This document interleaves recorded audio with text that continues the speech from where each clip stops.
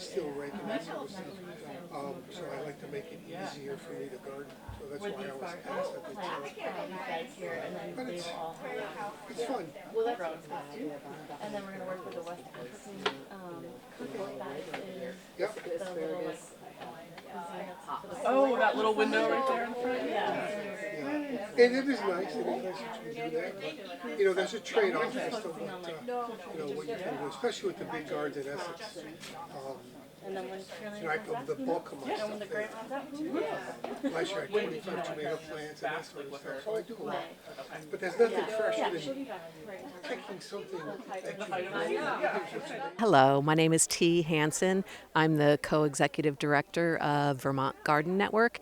Vermont Garden Network is in its 25th year here in the community. We're a statewide organization, and yes, we are focused on the educational aspect of how to garden in Vermont's changing climate.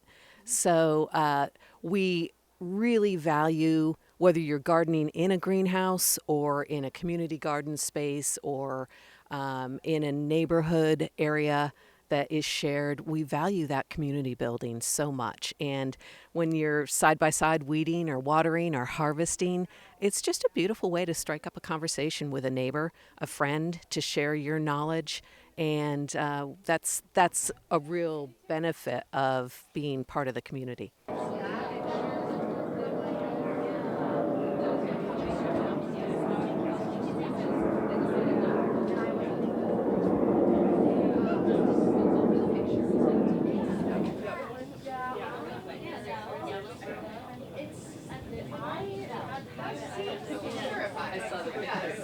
Well, I think we had one of our spring workshops a month ago. Interested in learning more about Always good to learn about. Yeah. Talking about that, yeah. Yeah. We don't even bother growing squash. Anything vine. And then cucumbers have been so hard to Yeah. Yeah. You guys to work with. That's, yeah. Well, it's fun to see all the tiles that will be underwater soon. Thank you. Bye.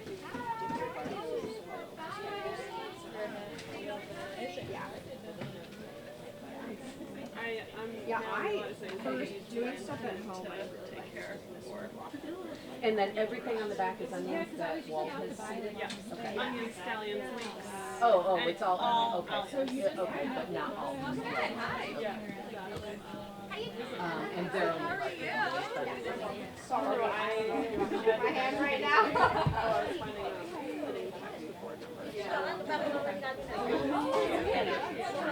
Good work, do you want a sticker?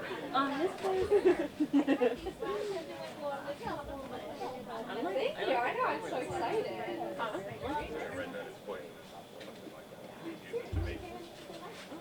Oh, I was just asking. I was not. Totally over my head. I didn't. I might have, but I didn't connect it, so I wasn't expecting it. I know, yeah. Wow. Yeah. Thank you for Yeah, enlightening they me. overwintered. Like, not just right now here.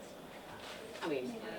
So Vermont Garden Network, we're fortunate enough to partner with the City of Winooski, Parks and Rec. They had the land here at Landry Park, where they already had established community garden plots all behind us. And then right on the other side that you can't see is the community pool. So it made sense. We had always been looking for land because anybody who wants to garden, unless you're privileged enough to own a home with a big backyard, seeking land for gardeners to grow their own food is a barrier that we try and help with. But as a nonprofit, we don't have our own land either. So City of Winooski was generous enough to lease us this plot of land. We got grant funding to construct the greenhouse here.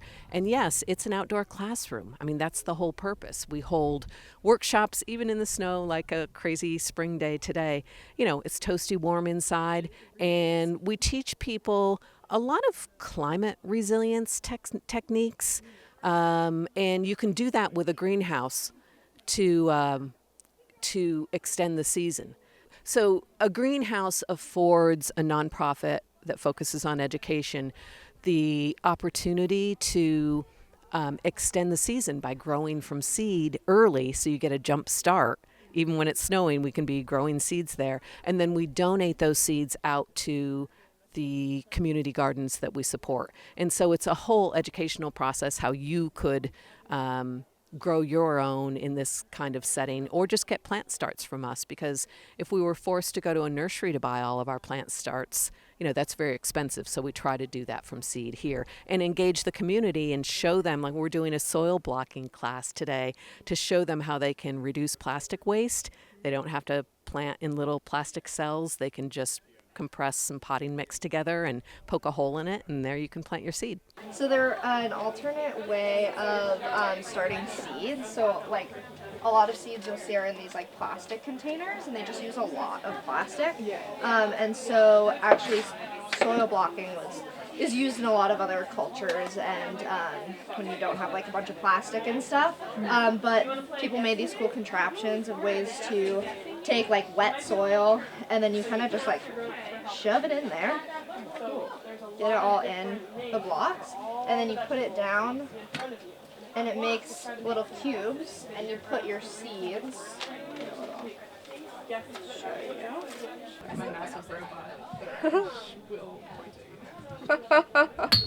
No worries. Yeah, so then you can see these ones, they have little plugs in them, so it makes a little hole for you, and you can just put your seeds in. And then what you would do is you would take like a little bit of soil, and you would just kind of cover them up and give them a good water, and then they'll grow in there. And it makes it so that there's also less disturbance of the root ball. So once the seeds grow and they fill this up with roots, it's really easy to just take it out and then dig a hole in the soil and pop it in. It's just a bit less, it's a bit nicer for the roots than these ones. You really have to like push it out and get them. Replant it too.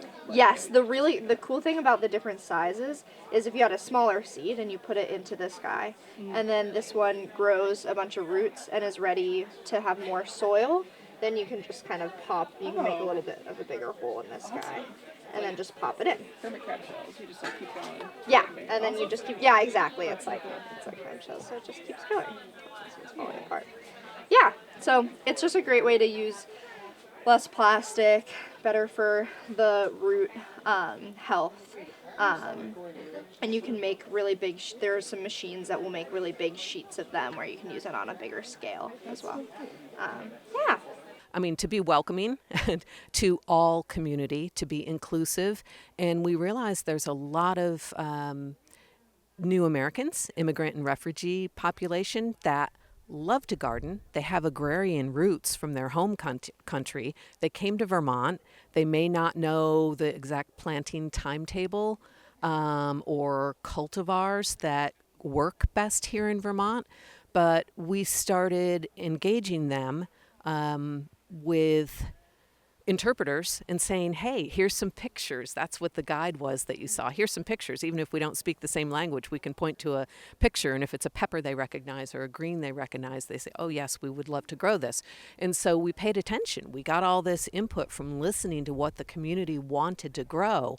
And I just think that's a really nice niche, because there aren't a lot of Asian supermarkets that sell greens. It's hard to source.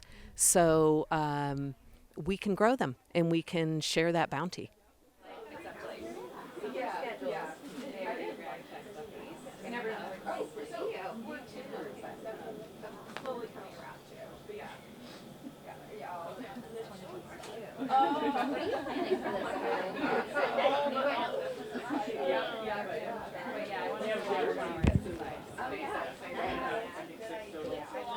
No, not that one. It's called Hawaii Fun. Oh, okay, yeah, I think I've seen it. Yeah. There's a lot of bee corporations in Vermont that have supported us. New Chapter is one, and they just liked our work. They liked the sourcing and the sustainability. So we get funding that way. We have federal grants. In fact, I have to mention the reason that we're doing this cultural crop guide that you looked at.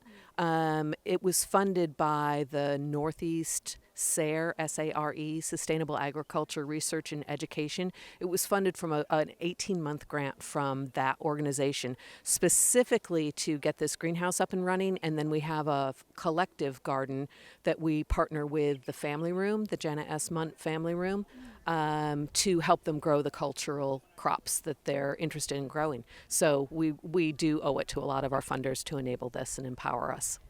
I just want people to reach out to us. To look, all of our workshops are free, open to the public, online, vtgardens.org. We have a great spring calendar right now, so come to one of our workshops and get involved as a volunteer or just somebody who wants seeds and wants to learn knowledge to share in your own community. And do people come to this address for events? They're all over. You'll have to check the website because mostly they're going to be in garden spaces throughout, like at the Ethan Allen Homestead or at the Intervale or at a library. So you'll have to check the website for exact locations.